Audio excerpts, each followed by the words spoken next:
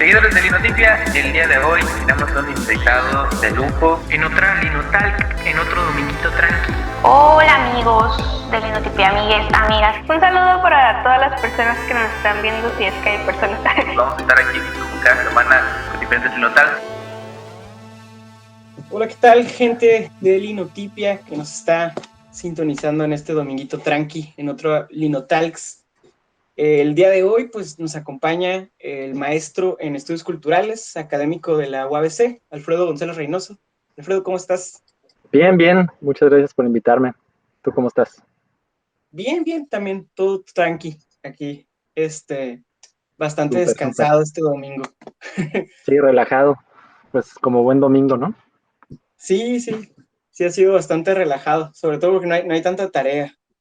Ya. Mi profesor de estudios culturales no me dejó tanta tarea esta semana. Es lo bueno, es lo bueno. Sí, pues, bueno, Alfredo, ya, hablando un poco como me gustaría comenzarlo como un poco más íntimo este rollo. Yo te conocí creo que como en 2017, 2018, Ujú. 2017, si no mal recuerdo, Sí, creo que por ahí sí. en un taller que estabas haciendo en el Instituto Altazor, de nuevas Ujú. narrativas audiovisuales, ¿no? Ese taller Sí, estaba bien interesante. sí, a mí me Formaba gustó parte mucho también, sí. de de un seminario, ¿no? Que estaban haciendo, o cómo seminarios. Pues era como un conjunto de talleres, exacto, como de diferentes como áreas. Sabía que había otro también de música, creo que uno más de videojuegos.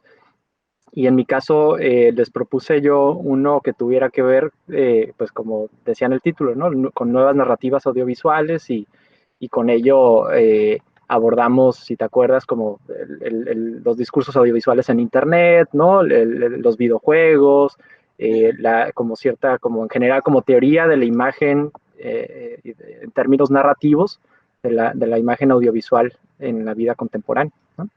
Entonces iba por ahí.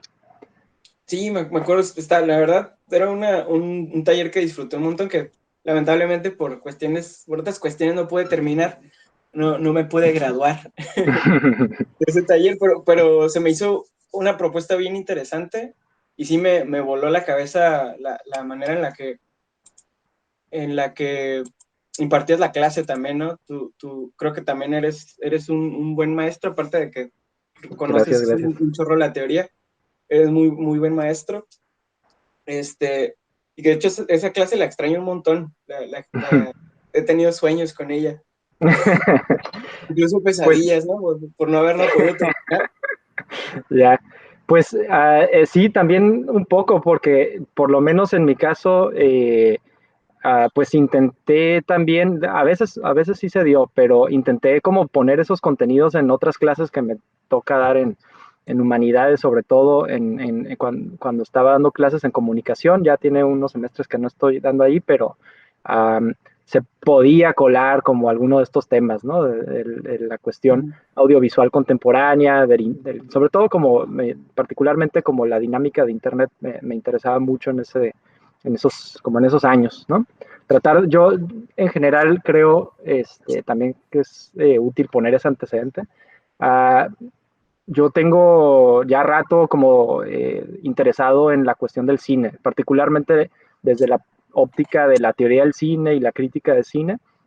Entonces, más o menos justamente cuando me invitaron allí en Altazor, traté de dar algunos pasos más adelante, ¿no? Como en relación a lo que había estado pensando sobre el cine, leyendo sobre cine, e intenté más o menos como en esos años, como aproximarme como a otro tipo de discursos audiovisuales que no son como tan tradicionales quizá como ahora ya es el cine.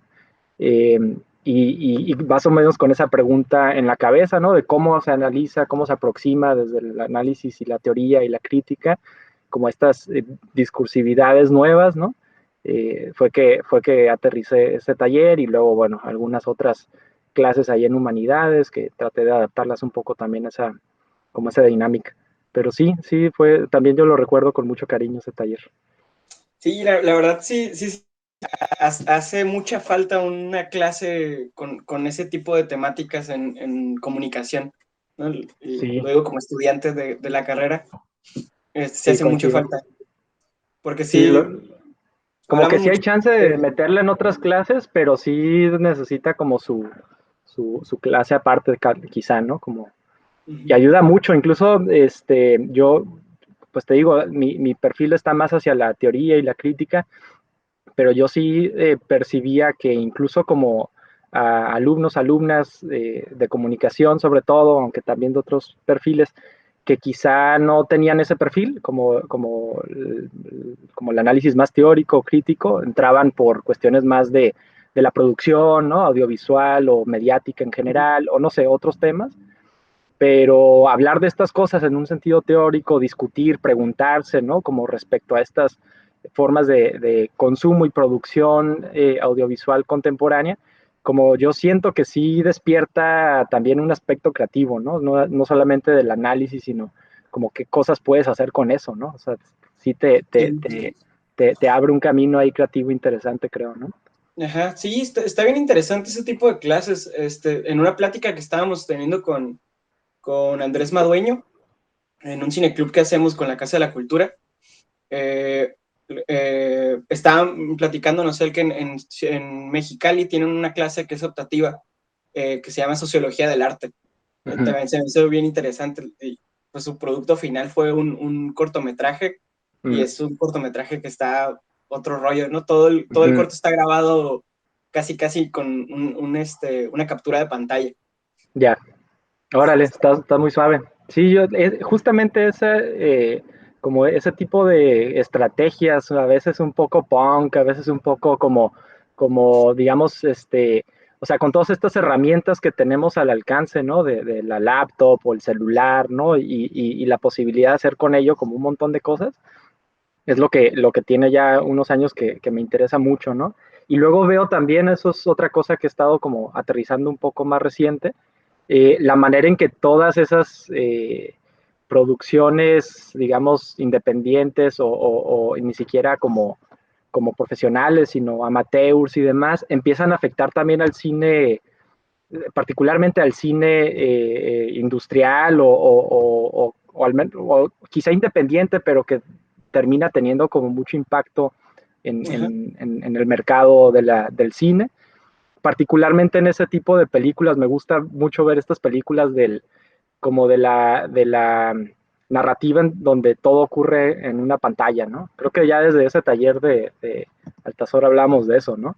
La manera en que se Ajá. transforma como la dinámica, la relación que tenemos no solo con la imagen, sino también como con una noción del espacio que ofrece la imagen o del tiempo que ofrece la imagen. Todo eso, aunque no se note mucho, cambia radicalmente, ¿no? O sea, la Ujú. espacialidad entre las ventanas en una pantalla, ¿no? La temporalidad que se pone en juego cuando una cosa aparece, una foto que se tomó antes o un video que se tomó antes al interior de una pantalla, y todo eso se recupera para contar una película. Es algo que he estado tratando, de hecho estoy pensando como en escribir algo sobre la de Host. No sé si viste esa película, o sea, creo que salió en Netflix ya, una película de terror que todo pasa en una sesión de Zoom, ¿no? Mm, Este, me tocó ver una en YouTube, que ok. era, que era, que tenía esa premisa, pero no me acuerdo cómo se Hay, llamaba. hay varias, sí, ya hay como, yo creo que ya es como un subgénero sobre todo del terror y del suspenso. He notado que es como mucho la tendencia, aunque también hay uno o dos ejemplos de comedia interesantes, Sí, pues por ese ahí, tipo. por ahí me tocó ver que durante la pandemia se realizó como una segunda parte de Godines contra mis reyes, algo así. Sí, creo Ah, que no se llama. sabía, no la vi, tampoco vi la primera, pero entonces Está en ya hay Amazon una Prime. segunda. A mí me llamó la atención porque justo es esto, ¿no? Como los están grabando en la cuarentena y tienen como Mm, grabados en Zoom y así. Usaban como bueno, ese las voy rollo, a ¿no? tener que ver. Sí, sí, Sí, sí. si quieres escribir, creo que sí. Vas a tener que Órale, ver eso. órale. También como otro ejemplo es la película de la Liga de la Justicia, ¿no? Pero la de Ajá, 2017, no la que está ajá. de moda ahora. La que ahorita salió, sí. En ¿También tiene algo de 2017 eso? empieza con una toma vertical que es de un teléfono que está grabando a Mm, Superman. ok, ok. Entonces, sí está interesante cómo esas tendencias como ya de agregar estas nuevas narrativas, ya Sí. también están en el cine comercial, ¿no? y tanto Sí, gringo como en el mexicano, ¿no? sí, sí, sí. Sí, Está por bien ahí, interesante. por ahí iba, desde aquel taller he andado como con ese tipo de preguntas y intereses también, ¿no? Como temas de Sí, interés. de hecho acá tengo tu libro, el, Ah, creo que es el primero, ¿no? Que sacaste. salió muy cercano a otro, en realidad fue el primero, que se llama Choques, Rupturas, Espectros, que también se parece un poco a este, los dos salieron en el 2014, ya tiene un montón, pasa rápido el tiempo, ahí está. Los dos se parecen porque tienen como la misma, pues no sé cómo decirlo, como estructura, ¿no? Son compilaciones, ¿no? Las dos. Ujú. La primera salió como por marzo, creo, o algo así, como primera mitad del año 2014, ¿no? Y era como de ensayos, reseñas y entrevistas sobre arte tijuanense. De eso se trató ese primer libro. Y este salió como hacia finales, como creo que por octubre del 2014, uh, que juntó también como ensayos, reseñas sobre cine, ¿no? Un sentido un poco más amplio, ¿no? Como está Sí. muy tutti frutti, ¿no? Como diferentes nacionalidades, épocas, directores, Ujú. estilos, como que sí es muy mezclado, pero más o menos traté de que el hilo conductor en este segundo que mostraste, el de la escena del crimen, que fuera como una reflexión, a veces entre líneas, a veces más explícita, sobre la crítica de cine, ¿no? Como qué hace la crítica de cine, qué intenta lograr y como avanzamos un poco de Ajá. ensayo a ensayo, como con esa pregunta. Sí, sí, está bien interesante eso, porque de hecho hasta el mismo título como que lo insinúa un poco, ¿no? La escena del Sí, crimen, porque sí, tratas como cada capítulo como si fuera el análisis de un crimen, ¿no? Como si ajá, fuera como este, sí, pues una investigación, ¿cómo me, se llama? como criminalística o algo así, ¿no? O de policía de homicidios, no sé, una cosa así, ¿no? Sí, o sea, o sea, ya eran ensayos que fui escribiendo, a veces los publicaba en mi blog, a veces los publicaba como en algún otro medio, otros los llegué a presentar como ponencia un poco más académica, entonces también hay como una mezcla de formatos, de un texto más académico, también pasamos otro más literario, como hasta como narrativo, a otros un poquito más fragmentarios, ¿no? Y distintos tamaños también de textos, ¿no? Desde uno que es como menos de una página hasta ensayos como de unos 40 páginas o 30, ¿no? Entonces, como en ese sentido es más o menos experimental, pero los fui reuniendo como por tipo de formato de texto y les iba colocando estas etiquetas, como dices, ¿no? Como creo que uno era balística, otro porque eran como tipo bullets, ¿no? Me gustaba como ese juego de palabras, ¿no? Porque eran así como ideas rápidas y fragmentarias. La otra creo que era como, no me acuerdo los apartados, pero algo así como examen forense, creo que era Sí, a otro, ver, vamos este, a leerlos ahí. ajá. Pero me gustaba también esta como posibilidad de pensar a la crítica con una metáfora que a mí me resultaba sugerente, que era la del crimen, ¿no? O sea, incluso como la etimología de la palabra la comparten, ¿no? Que crítica y crimen vienen de la misma etimología, ¿no? Que tiene que ver con la distinción, ¿no? Con saber separar, ¿no?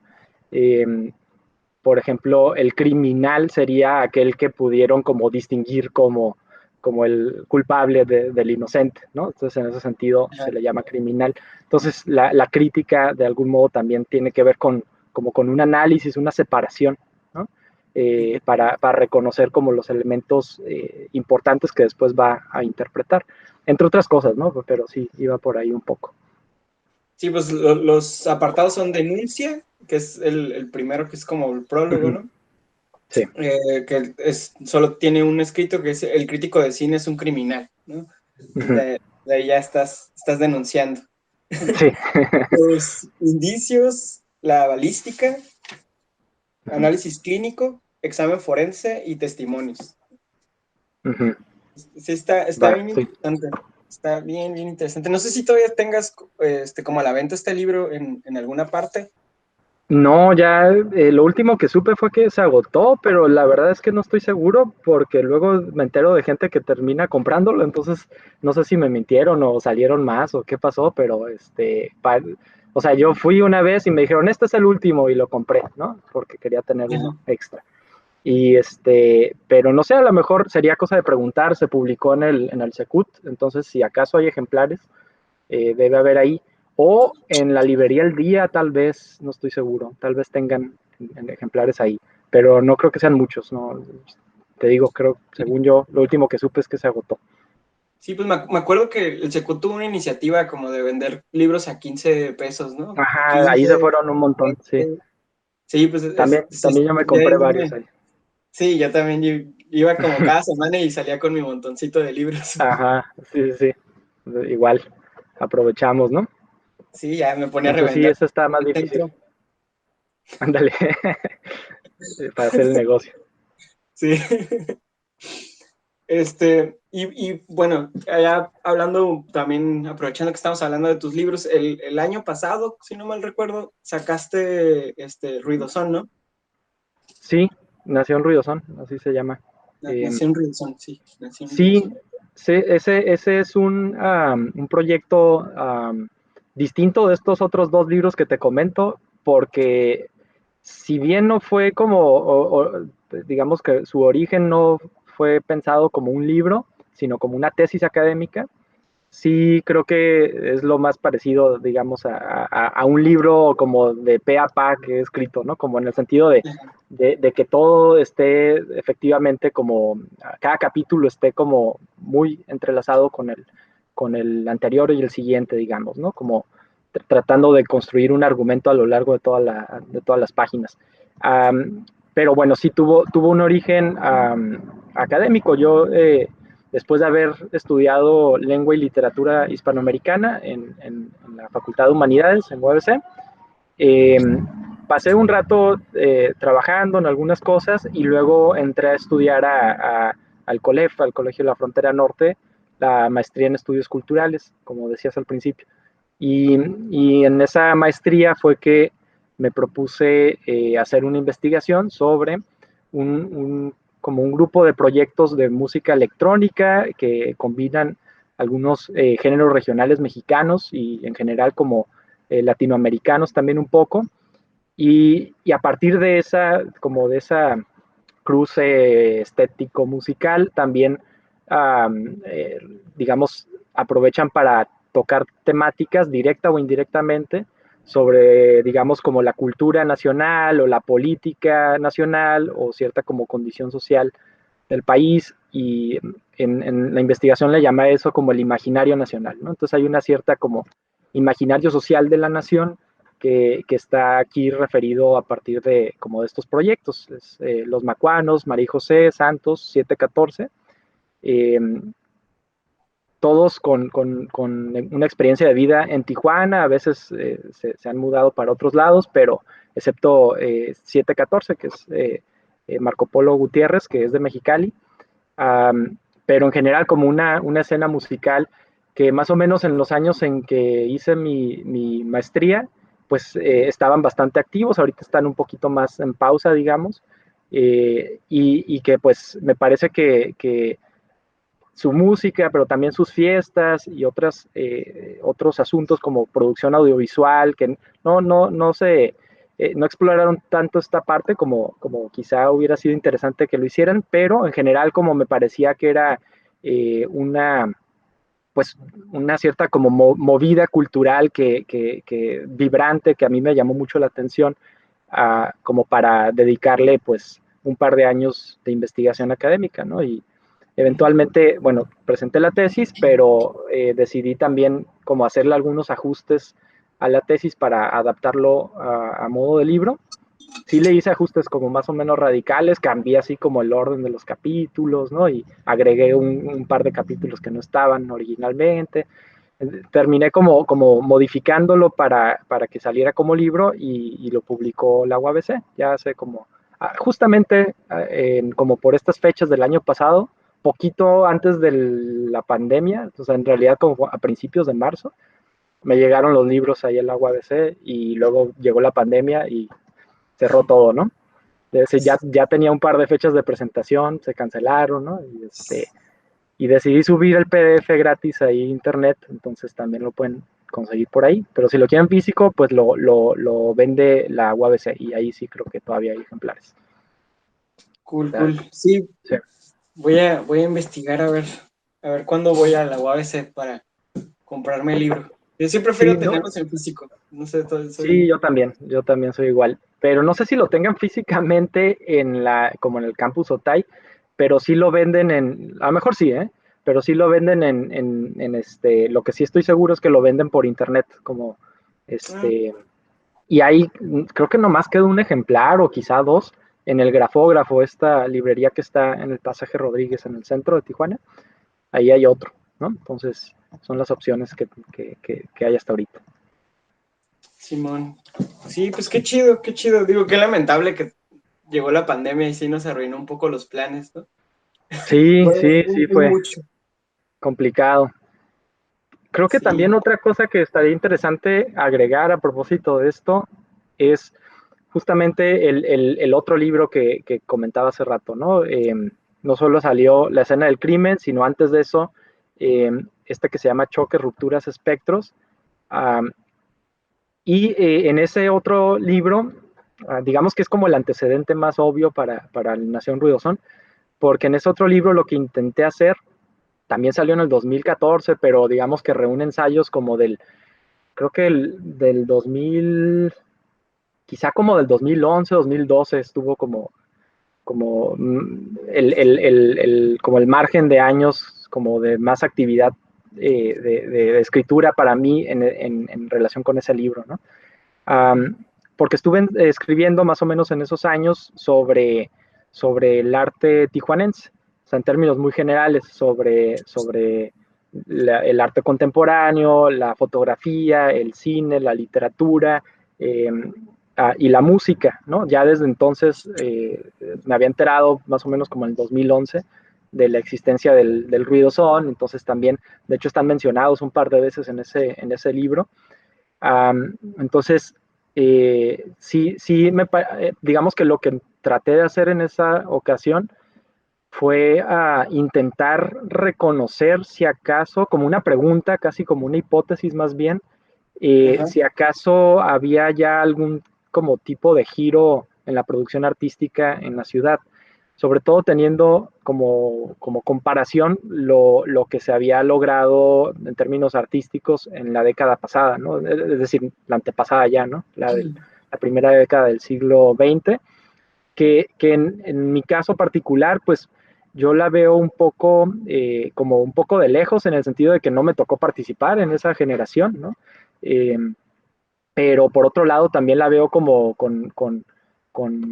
pues con mucho interés, ¿no? O sea, creo que fue una década importante en la producción Sí. artística, cultural, musical, etcétera, literaria, ya desde los 90, ¿no? Pero digamos como los años 2000, y entonces yo, como ya hacia, sobre todo principios o sea, hace como unos 10 años justamente, um, lo que estaba tratando de averiguar, no sé, con exposiciones a las que iba o con libros que leía, películas que veía, no sé, proyectos en general que iba revisando, es, como te digo, si acaso había algún tipo de giro en la producción artística. Y me di cuenta, por lo menos fue como la conclusión en ese momento, que si acaso había algo así como un giro, se debía a una como nueva concepción de la frontera, ¿no?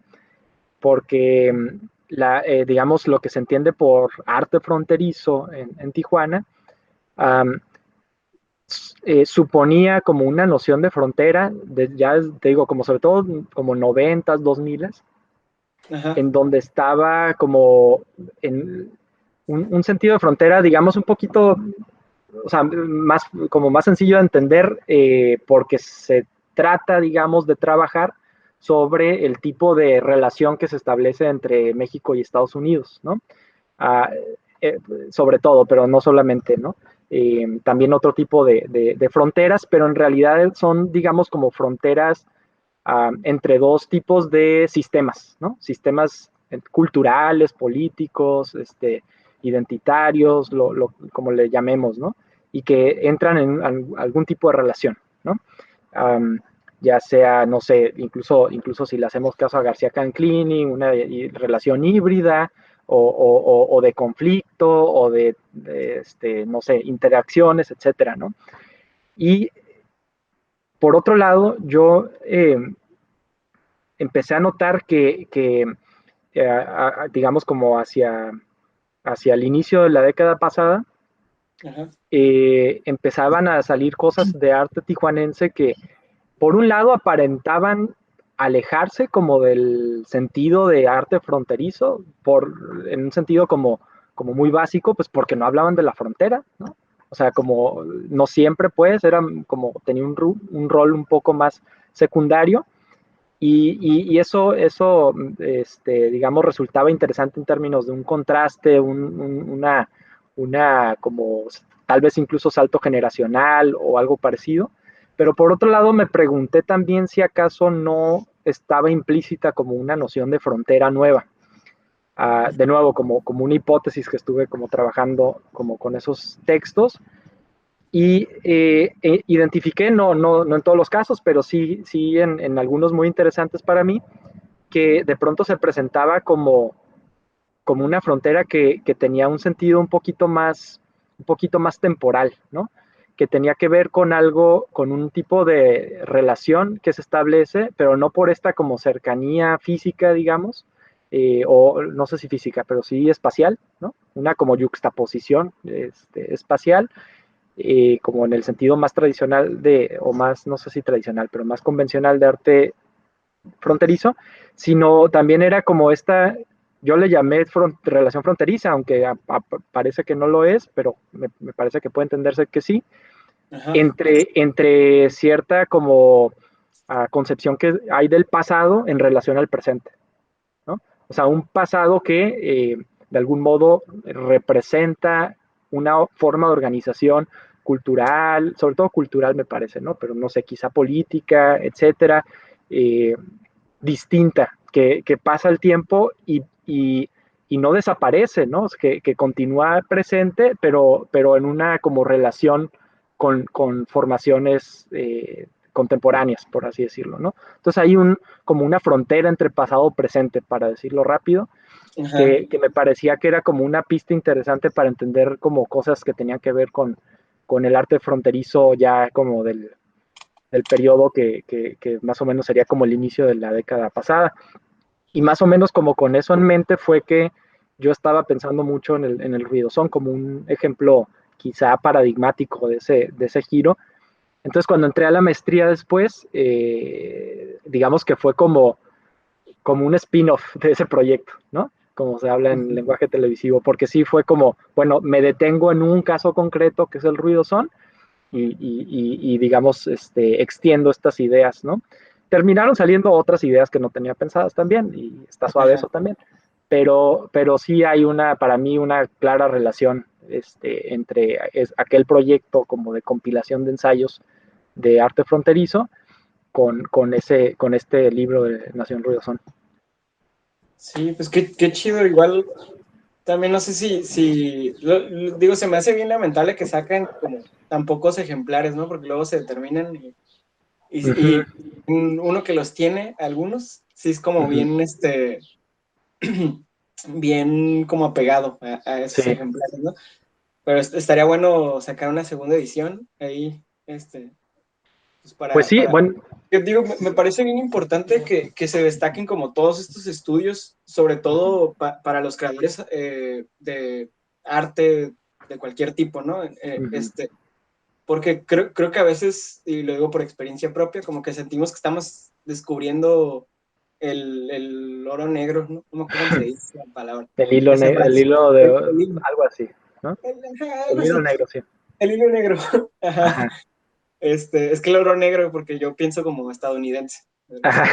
Sí. Sí. O sea, como descubrir así una cosa nueva y a veces no, ¿verdad? Digo, sí, también, o sea, es interesante, creo que a veces es interesante porque sí creo que el punto que quiero subrayar es este asunto como de la documentación y de como cierta memoria cultural, ¿no? De algún modo como que nos permita reconocer ciertas relaciones entre diferentes etapas, ¿no? y generaciones. Um, pero a veces creo que es interesante que emerja una generación como suponiendo como un grado cero, ¿no? Porque pues a veces con eso se inventan cosas también, o sea, creo Sí, que sí coincido contigo, a veces pareciera que inventan algo y no necesariamente, pero bueno, creo que estoy medio ambivalente en relación a eso, como que sí me gusta la idea como del archivo y de la documentación, ¿no?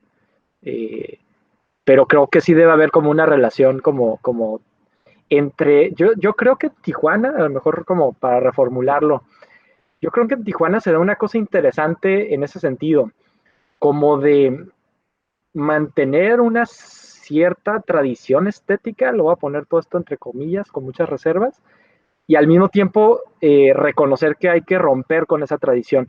Y sin embargo, como que se queda en medio y en el mejor de los sentidos. Es decir, siento que en otras ciudades, sobre todo como que lo comparo con el centro del país, Ciudad de México, etcétera, se dan estas lógicas como de continuidad casi del maestro con los discípulos, ¿no? Y es como la gran figura y los epígonos, ¿no? Que nada más repiten, o por el contrario, como de la gran ruptura, ¿no? De una cosa y luego la siguiente que quiere romper absolutamente con la anterior.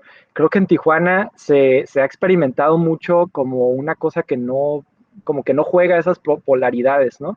Por ajá, ejemplo, yo creo que no es tan fácil, lo hay, ¿no? Porque en todos lados se da, como esta relación en el arte, pero también creo que en cierto sentido en la producción intelectual general, como esta relación del maestro y los discípulos, ¿no? Cosa que a mí me resulta bien como loco identificar, ¿no? En otras ciudades, ¿no? En ámbitos que tienen que ver con el arte, pero también no sé, con la crítica, con la filosofía, etcétera. Y es como, me parece como me parece extraño que no lo vean de manera crítica, ¿no?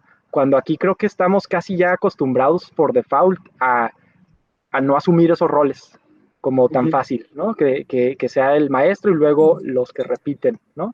Um, Hay esta como concepción donde las generaciones se van sucediendo una después de la otra, pero hablándose como de tú a tú, ¿no? O sea, no con esta como relación jerárquica fija y estricta, ¿no? Tanto en la vida académica como en la vida artística, cultural, intelectual. Y por otro lado, eso no significa pues que haya como esta como falta de respeto completo al pasado estético, cultural, artístico, como que hay un interés en ese pasado, pero también como cierta necesidad de salir de simplemente ser una repetición de lo que ya fue, ¿no?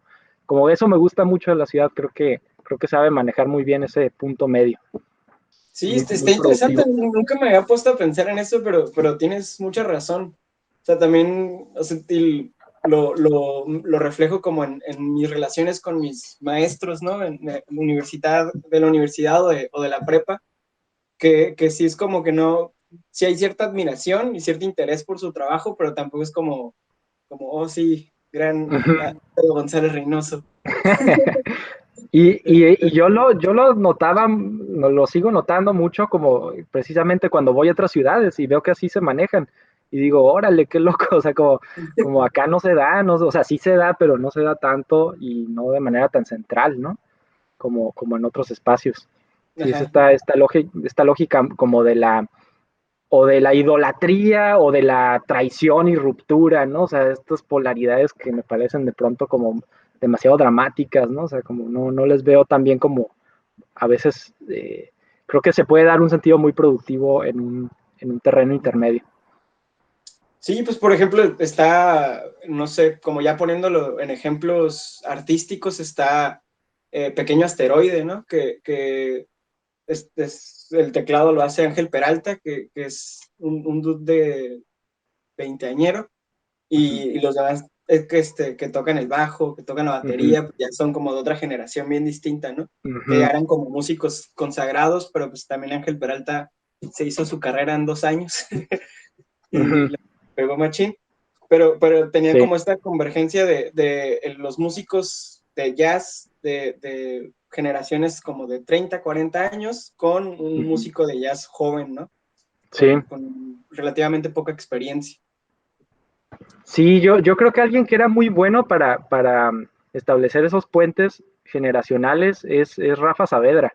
Creo que tenía como, quizás sería como el ejemplo más claro de esto que estoy diciendo, en el sentido de que, por un lado, pues, digamos, como creador literario, o no sé si la palabra literario le quede, ¿no? En el buen sentido, porque hacía cosas que pareciera como muy raras para que se le llame literatura en el mejor de los sentidos, en una escritura experimental. Y en ese sentido se generó como una trayectoria como creador, pero por otro lado también era un promotor cultural muy activo, ¿no? Sobre todo en el campo de la música, con sus estaciones de radio y en general como con la escritura, la crítica de música, la crónica, y trataba pues como de reconocer las novedades que se daban en la ciudad, ¿no? O sea, estaba siempre bien atento o sea, y me refiero bien atento pues, iba a los conciertos, se ponía ya a primera fila y ponía atención, o sea, tenía muy buen oído y muy buena como mirada para identificar como hacia dónde se dirigían estas nuevas generaciones cada vez que iban apareciendo, ¿no? Y creo que ese tipo de perfiles representa quizá como el caso digamos, más claro, más extremo, no sé si es la palabra, pero más evidente el de Rafa, pero en general como que se dan estas relaciones como entre generaciones y entre digamos, etapas y tradiciones, ¿no? Como reconocimiento también de lo que se ha dado en la ciudad, aunque volvemos al asunto, sí creo que la documentación es un tema pendiente, ¿no? Porque sí siento que de eso también se puede perder precisamente por eso, por no existir una documentación como tan adecuada, ¿no?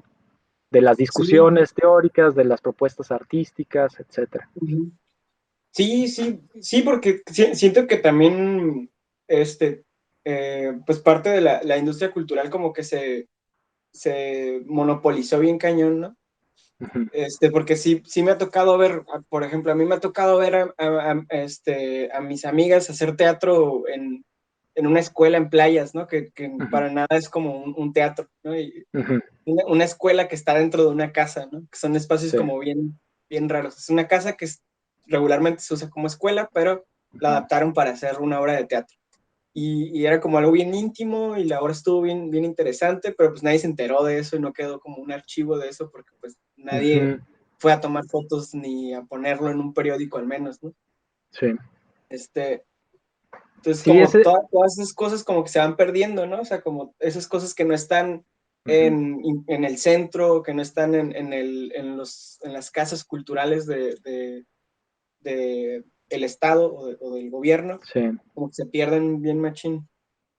Y por otro lado también, digamos, como tiene eso un poco de ventajas, en el sentido de la experimentación que permite, ¿no? O sea, sí, yo creo que también nos lo decía en el caso de Rafa, pero en realidad es muy extendido como este tipo de perfil del artista, escritor, ¿no? Músico, cineasta, etcétera, que tiende a la experimentación aquí en Tijuana, ¿no? Entonces, y creo que se debe en parte por eso, en parte porque está esta lógica del DIY, ¿no? Del do it yourself, y, y tiene que ver con el tipo o sea, como con el tipo de rol que juega, por un lado, las instituciones del gobierno y por otro lado, como el capital privado, ¿no? Pues sí, el dinero de las empresas.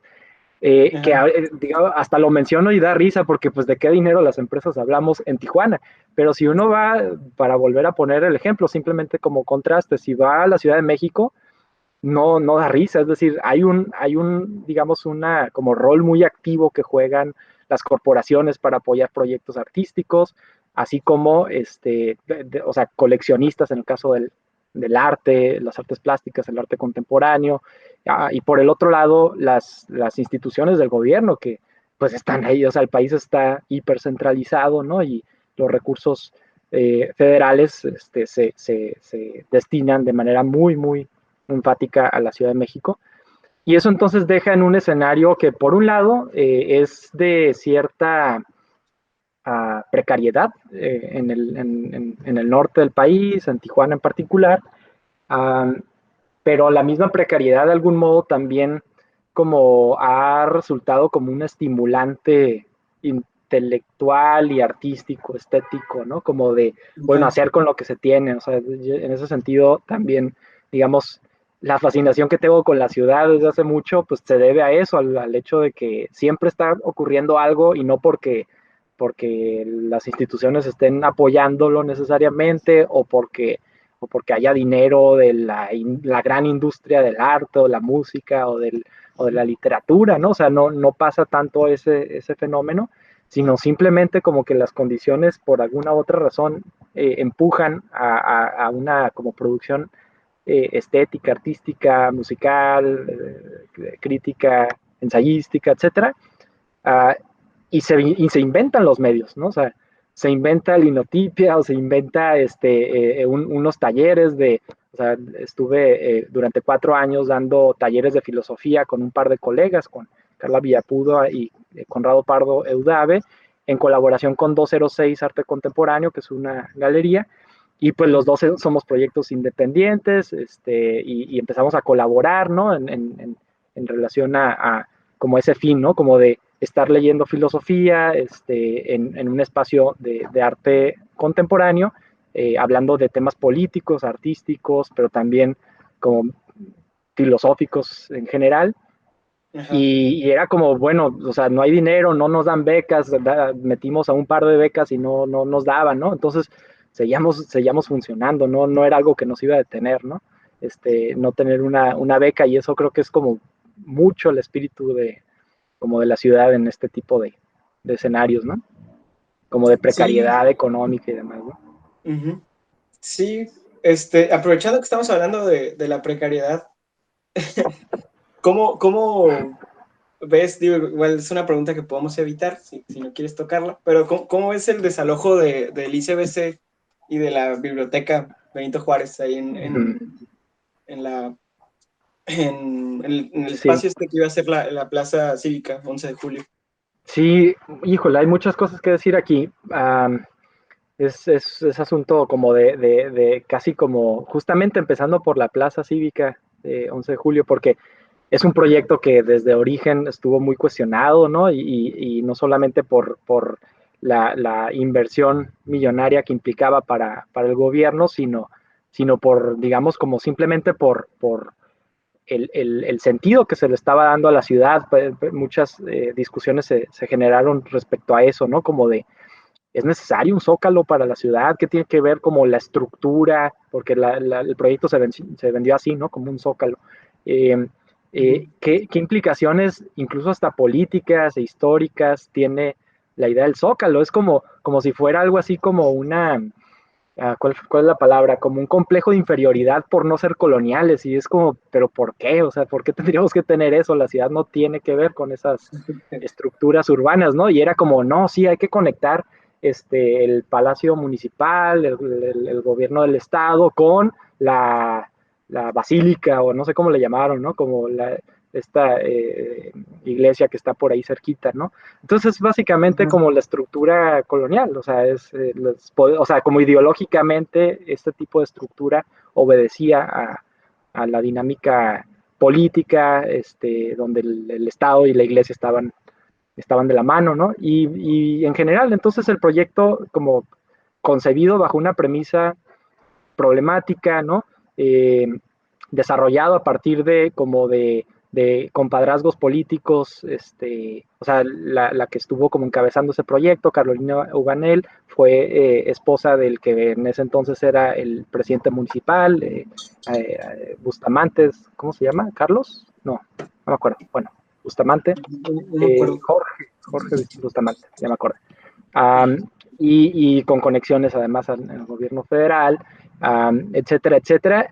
El proyecto queda así como medio a medias, ¿no?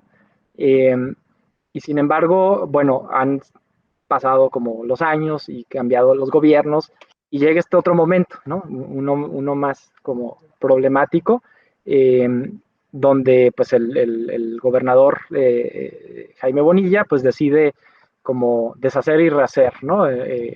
Mucho de lo que existía en estos espacios y además de lo que se tenía proyectado para este como diseño de la plaza cívica, ¿no? Entonces, no sé, yo me falta también informarme un poco más, pero entiendo que el edificio este blanco se donó a la UABC para que se dieran clases de medicina e inicialmente no me parecía mala idea, ¿no?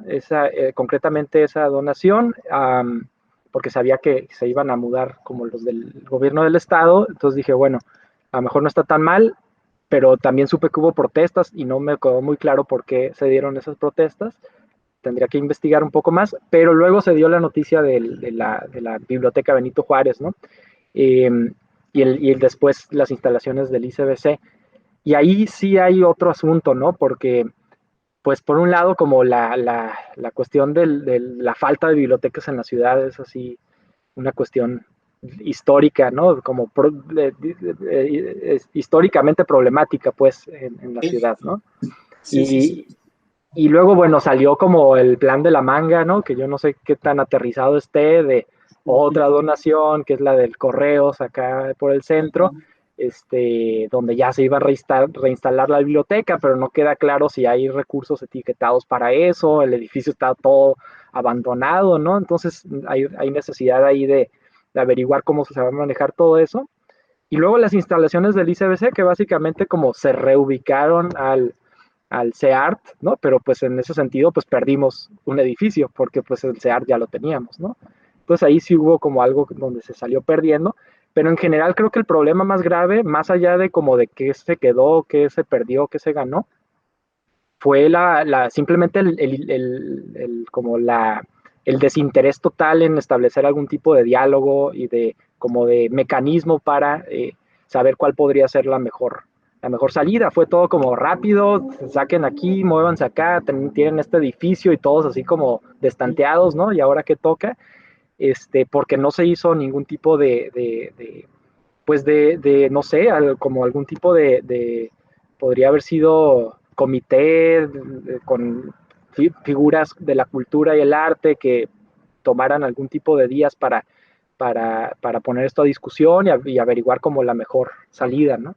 Simplemente se Sí. tomó la decisión de manera como muy arbitraria y sobre la marcha se fue construyendo como el control de daños, ¿no? Como de no se enojen, tienen esto, ¿no? Y esto otro. Entonces, Sí, digo, eso es, en particular me interesa como el rollo del ICBC porque es un espacio menos que se está usando para la cultura, ¿no? Y creo que sí. en un momento en el que necesitamos más espacios, ¿no? Y sobre todo redistribuir los espacios porque hay muchos casos de la cultura, pero la mayoría están como de este lado, ¿no? Está como la Sí, Casa de San Antonio de los Buenos, la de la sí. Altamira, está el IMAC en el centro, está la de Ujú, playas, ¿no? ujú, Pero en el lado este de la ciudad sí. y sobre todo en el este sur, ¿no? En el sureste, hay Ujú, muy poco de cultura. O sea, y una de las cosas que le cuestionaba a Jorge Conde era justo eso, como por qué quitar algo que ya está y no mejor en pensar en crear cosas nuevas, ¿no? Pero a sí. lo que iba con esta pregunta es, ¿cómo crees o no sé si lo has pensado, ¿no? Igual es una pregunta que sí lleva como igual y su tiempo de encontrarle la respuesta, pero ¿crees que de alguna manera el hecho de que el ICBC ya no esté ahí, ¿no? Y que ese edificio ya no pertenezca, cambie un poco la dinámica en cómo se hace o se proyecta o se este, expone el arte en la ciudad? No sé, buena pregunta. Pues hay un asunto como, pues, por un lado como de los espacios que mencionas bien, pero por otro lado, pues de la administración, que se relaciona con la cuestión de los espacios, pero también de algún modo como tiene su propia lógica, ¿no?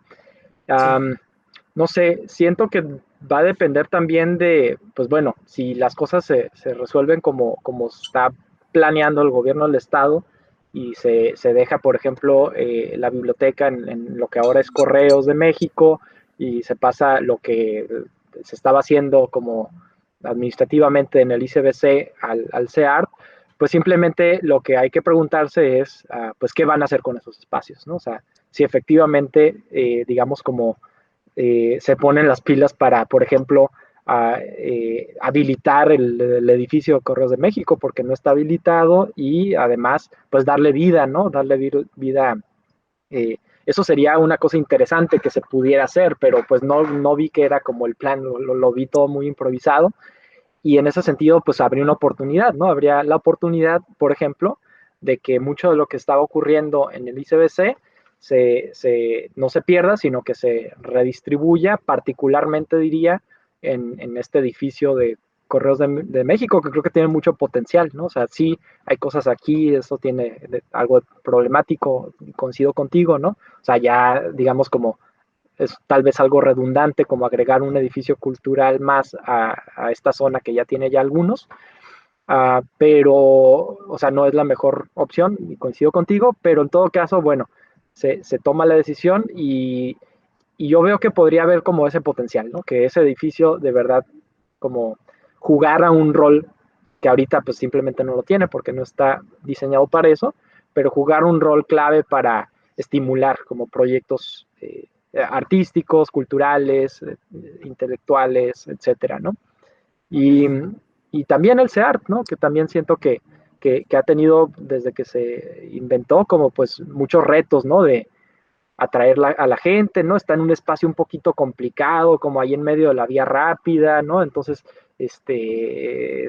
pero por otro lado, pues tiene una ventaja en el sentido que mencionas, porque, digo, no está en el sureste, pero está como más hacia el este, ¿no? En la tercera etapa del río Tijuana, y pues hay una como área de oportunidad ahí, pero aunque no lo he seguido tan de cerca, mi impresión es que hay ahí todavía como, eh, digamos, como retos que debe cumplir y que todavía no lo ha logrado, ¿no?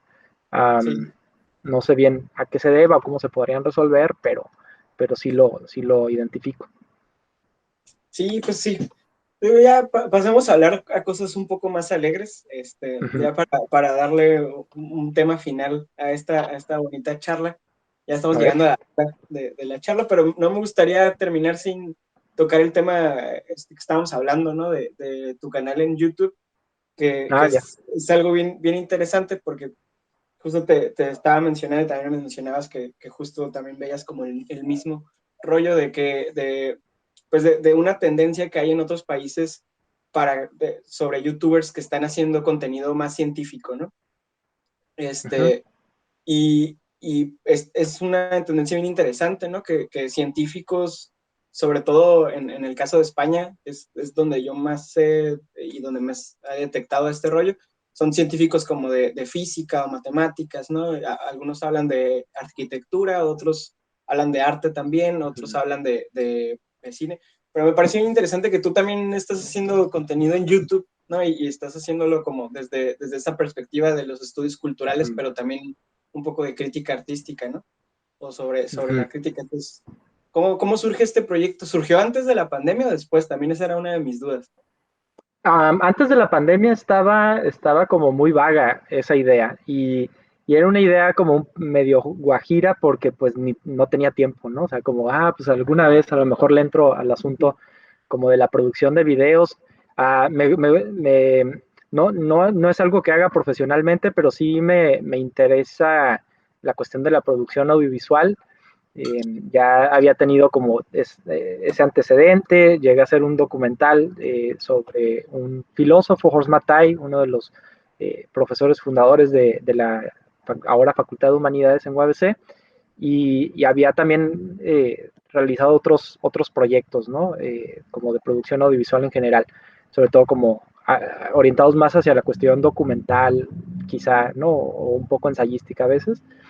Um, y empezó la pandemia y bueno, nos destanteó a todos, ¿no? Y en ese sentido, a mí como profesor, pues me hizo preguntarme como qué quería lograr con esto, o sea, como también como lo que decíamos del caso de la precariedad como un estímulo Sí, intelectual, estético, pues yo lo pensé así, como bueno, ya no tenemos estas clases presenciales, pero a lo mejor eso es como la oportunidad para hacer ese proyecto que medio tenía en mente, pero no lo había aterrizado, ¿no? Que es esta como producción de videos, como videoensayos. También ese es otro asunto que no estoy tan familiarizado quizá con los ejemplos que tenías en mente de España. Yo más bien lo que veía, sobre todo en la cuestión del arte y algo de la filosofía, um, había como ya un avance muy importante en contenidos en inglés, ¿no? O sea, yo ya estaba como al tanto más o menos de algunos canales que me interesaban como lo que estaban haciendo en ese sentido. Um, Me gusta mucho uno que se llama Nerd Writer, ¿no? Como escritor nerd, algo así. ajá. Hay otro que se llama Wisecrack, que ese es un poco como más grande porque son como muchos colaboradores y muchos estilos, pero hacían cosas interesantes. También un poco diferentes a las cosas que yo hago, pero también estaba al tanto de ContraPoints, por ejemplo, ¿no? Una chica trans que toca temas que tienen que ver con la filosofía, y uno más que se llama PhilosophyTube, ¿no? Que también estaba al pendiente de eso, también con temas parecidos, con cuestiones de género, con cuestiones de filosofía, de temas políticos, económicos, ¿no? Éticos también. Uh, bueno, entonces tenía como esos antecedentes y veía que hacían cosas muy interesantes, digo, obviamente con más recursos, ¿no? A veces incluso como una empresa con mucha gente trabajando, ¿no? Um, pero yo quería hacer algo parecido, ¿no? Como yo solo, ¿no? Más así, otra vez el DIY, ¿no? O Sí. sea, tengo ahí una, dos camaritas muy básicas, un micrófono lavalier, o sea, tenía como lo elemental, me acababa de comprar esta laptop que estoy usando, que o sea, sirve para editar sin que se esté trabando, pues, entonces eso me ayuda, ¿no? Ya tenía como unos discos duros, entonces como dije, bueno, ya está todo, en realidad no compré mucho, compré dos o tres cosas que necesitaba, y empecé a producir contenidos vinculados con mis clases, ¿no? Eh, Inicialmente había pensado como en tres tipo líneas temáticas, y luego se redujo a dos, y luego quedó un poco en pausa, pero siguen siendo dos. Eh, Uno que tiene que ver con teorías del arte, así le pongo, muy como directo al grano, teorías del arte, y el otro teorías de la frontera, ¿no? Um, y bueno, lleva tiempo editar, lleva tiempo escribir el guión, porque lo escribo como guión, lo grabo en audio, también grabo algo de video, pero sobre todo como que bajo un montón de materiales en internet para después como montarlos en la edición, y hacer algo como de entre 15 20 minutos más o menos sobre algunos temas. Y en teorías del arte hice dos el año pasado, o sea, sobre todo como en la segunda mitad del año pasado, uno sobre la investigación del arte, con un texto de Roland Barthes, y otro sobre tres propuestas teóricas para hablar de la cuestión de la visualidad en el arte, ¿no? La pintura al óleo, el cine, la cultura visual. Y por otro lado empecé a hacer, pero ese quedó un poco más a medias, aunque lo estoy retomando ahorita, las de teorías de la frontera, y el primer video fue sobre la cuestión de la nacionalidad y de la globalización, ¿no? Como qué rol juega como la identidad nacional, el Estado-nación en la época de la globalización, como para antecedente, digamos, ¿no? De una como propuesta teórica de la frontera. Pero pues ahorita estoy en el proyecto como de preproducción del segundo video de esa línea. este, uh, Lleva su tiempo, entonces hay que tener paciencia, pero sí, en las próximas semanas yo creo que va a estar listo ese segundo video. Entonces, sí, a mí me ha gustado mucho esa dinámica, como que le dio un giro interesante para mí todo este año pandémico, como que con ese proyecto, pues, encontré como una cosa nueva que hacer, que yo creo que todo el mundo también hizo algo parecido, ¿no? Pero en mi caso fueron estos proyectos.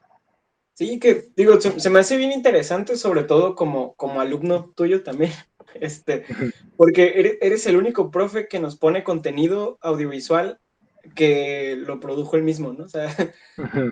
muchos sí usan contenido de internet como con esta nueva dinámica de las clases en línea, Sí, pero son contenido que se han encontrado como de otros autores o de otros países incluso, ¿no? sí, Entonces ahí nos lo ponen en Blackboard y ya es como, pues miren esto. sí, sí, sí. Y se me hace bien interesante que tengas como, aparte como esa herramienta pedagógica, ¿no? Ujú, De hacer las clases como en video, pero también por el otro lado, como contenido audiovisual, se me hace bien rico también que YouTube y sobre todo YouTube México se llene como de contenido ujú. un poco más pensado.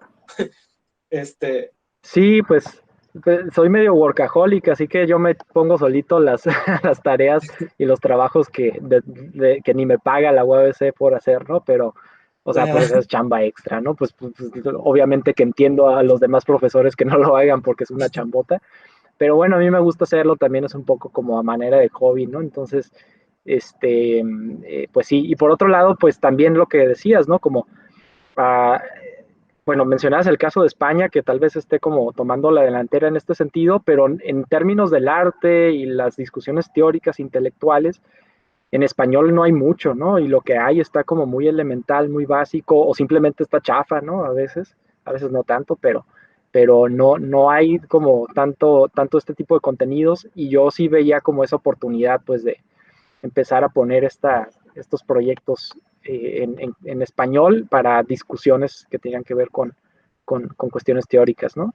Entonces, pues sí, también sentía que era como como en el marco muy general de los contenidos audiovisuales en YouTube, como un área de oportunidad ahí interesante.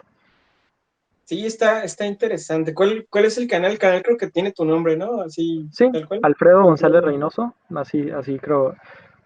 Creo que es algo así como youtube.com, diagonal, Alfredo G. Reynoso o González Reynoso, no me acuerdo exactamente. Pero bueno, si lo ponen en el buscador, también lo pueden encontrar. Um, o que pongan como teorías del arte o teorías de la frontera y mi nombre, ahí yo creo que ya sale. Sí. Va. Sí, pues muchas gracias, Alfredo, por esta bonita plática en domingo. Siempre es bueno platicar un rato, socializar, al menos en la virtualidad. Uh-huh. Sí. Sí, Refresca un poco las dinámicas cotidianas, ¿no? y bueno, ahorita que me acuerdo antes de que cortemos ya, eh, comercial para la audiencia, comercial también para ti. No sé si Uh-huh. sepas, ahorita en este momento está sucediendo el FICUNAM, la Uh-huh. transmisión de las películas del FICUNAM. Mañana, lunes 22 de marzo, a partir de las 10 de la mañana de Tijuana o a las 11 en zona centro del país, va a estar disponible Los Fundadores, que es la película de Diego Hernández, Uh-huh. compañero de la Facultad de Humanidades, pues para que la vea la audiencia, para que también si tienes chance le eches Me tocó un ver ojo. un corte de esa película, ya creo que después hubo cambios, entonces me sumo a la recomendación, échense la película mañana. ¿Te tocó ver el corte? O sea, uno, no sé Ajá, si el órale. corte, creo que, creo que hubo ¿Qué cambios. podemos esperar? ¿Tú qué Pues no sé si créanos pueda dar expectativas? spoilers, pero creo que leí una o no sé si dos entrevistas que encontré por ahí o que compartieron por ahí. Creo que las explicaba bien como un poco la estética de muy, Ujú. digamos, como este cine contemplativo, muy cercano a ciertas como propuestas estéticas del cine mexicano contemporáneo. Le comentaba, por ejemplo, a Diego como la cercanía que pues también él mismo reconocía con Nicolás Pereda, que es un cineasta que también a mí me gusta mucho y digo, si han visto algo de Pereda, entonces va un poco por esa línea estilística, pero pues hablando de temas de Tijuana y de la vida estudiantil ahí en UABC, entonces pues es el otro atractivo más local, ¿no? De la película. ¿Te gustó mi actuación? Pero ese sí es cierto, no me acordaba, sorry, pero es que la vi hace mucho en realidad, como creo que al inicio de la pandemia, creo que sí, creo que hace como ya un año. Entonces, sorry, mi memoria se me escapa, pero a ver, no me acuerdo, a ver, ¿en qué escena aparecías?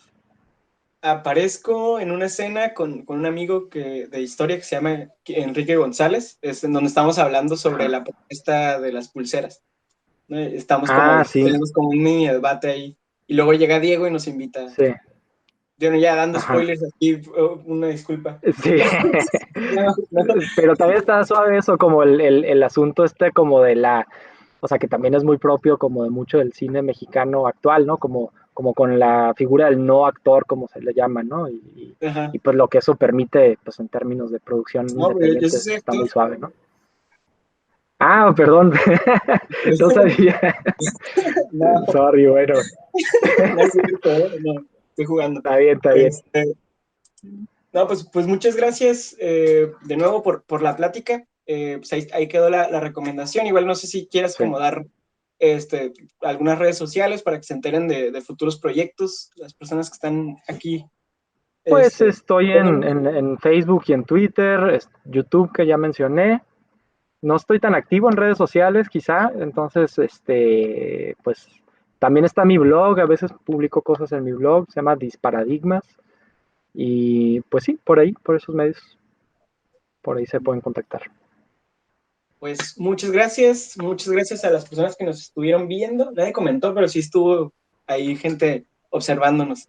Va que va, Este, pues ahí nos vemos el siguiente domingo. Muchas gracias. Hasta luego. órale.